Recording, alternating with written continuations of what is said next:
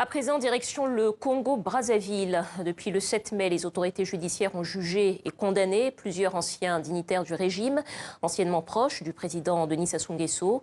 Des procès courts, sans la présence de tous les accusés, qui ont abouti à des lourdes peines de prison. 3 semaines après, comment interpréter cette intense activité judiciaire? Pour en parler, nous sommes avec Andrea Papus-Ngombe du collectif Sassoufi. Bonsoir. Bonsoir. Merci d'être avec nous. Alors, Jean-Marie Michel Mokoko, Norbert Dabira, 2 généraux jugés pour tentative de coup d'État, un ancien ministre aussi, Jean-Martin Bemba, jugé par contumace depuis mercredi pour tentative de déstabilisation des institutions. 20 et 5 ans de prison pour les 2 premiers après 4 à 5 jours de procès. Peut-être une réaction d'abord à ces verdicts? Oui, la première réaction, c'est que l'inversion de la charge de la preuve est la caractéristique principale d'une justice totalitaire. Ensuite, pour le cas Maître Martin Bemba, il a été rejeté son avis de l'ONU. L'ONU avait fait un avis sur son cas qui a été rejeté. Nous demandons à l'ONU d'appliquer des sanctions pour une justice qui ne respecte pas ce genre d'avis. En quelques mots, vous dites que cette justice est totalitaire. Elle est totalitaire. Elle est totalitaire parce qu'elle inverse la charge de la preuve. En gros, elle demande à l'accusé de prouver qu'il est innocent. Alors que dans un système judiciaire normal, c'est à l'accusation de prouver que l'accusé est bien un accusé et doit être condamné. Alors, sur le plan juridique, on est quand même, sur le plan contextuel plutôt, on est quand même dans une période où il est demandé au Congo de fournir des gages de bonne gouvernance économique et politique.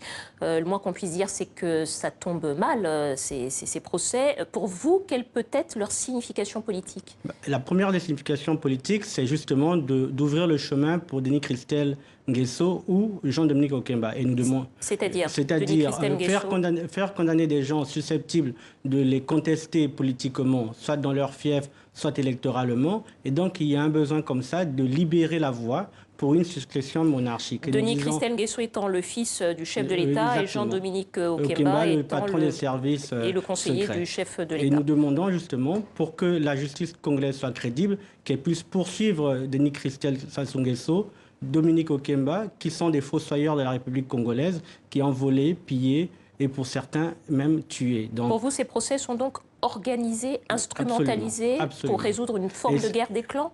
Aussi bien pour résoudre une forme de clan, mais vraiment pour paver le chemin. Par exemple, pour le cas Okombi Salissa, qui est un grand challenger. Qui doit bientôt être jugé, un ancien candidat à la présidentielle. Il est incarcéré et il aurait pu faire de l'ombre à Denis Christel Sassou Nguesso. Norbert Dabira, qui est un général d'armée qui a eu des velléités putschistes, est mis hors d'état de nuire par le clan Jean-Dominique Okemba. Et ainsi de suite. Et donc nous voyons très bien qu'il y a une volonté aujourd'hui d'instrumentaliser la justice, et ce n'est pas nouveau. C'est aussi vieux que l'histoire politique du Congo. Et donc, nous sommes en fait vraiment face à une fin de régime et à une succession qui commence à s'organiser. Alors, les témoignages des différents accusés au cours de ces procès ont quand même montré que les tentatives de coup d'État étaient bien réelles contre le chef de l'État, avec des complicités même au sein de l'appareil de l'État. D'après vous, quelles conséquences ces révélations pourraient avoir politiquement? Elles ont déjà des premières conséquences. C'est que la maison présidentielle militaire a été réorganisée, c'est-à-dire le service de protection de la présidence est en train d'être réorganisé et plusieurs des sécurocrates qui étaient là ont été limogés très récemment, il n'y a même pas une semaine de cela. Donc nous sommes vraiment dans une guerre de tranchées et un magazine l'a même titré qu'on parle quasiment aujourd'hui de purge. Et pour ceux qui ont été condamnés, Mokoko, pas encore Okombi, mais Jean-Martin Bemba et les différents complices, ce que nous craignons, c'est ce qui s'est passé pour Martin Sourou.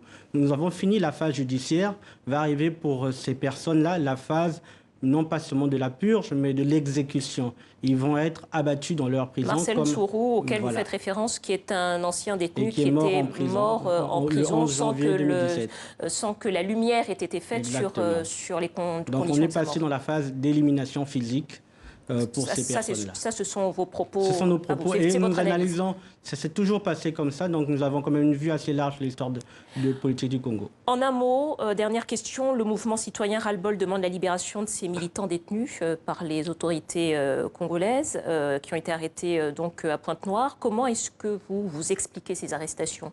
Ces arrestations sont dues à un raidissement du régime et à la volonté d'étouffer toute forme de début de contestation. C'est-à-dire, là, ils ont gardé 6 des dirigeants du mouvement, justement, pour étouffer toute velléité d'organisation. Mais nous disons que nous incarnons, en tout cas le Ras-le-Bol, le collectif Sassoufi et la jeunesse congolaise, nous sommes au bord du suicide collectif pour le Congo. et nous pouvons l'éviter. Et pour l'éviter, il est grand temps de laisser ceux qui incarnent l'espoir de la réconciliation et du changement prendre la main et avancer pour que le Congo sorte de cette situation désastreuse. Andrea Papus Ngombe du collectif Sassoufi, merci d'avoir répondu à nos questions. Merci à vous.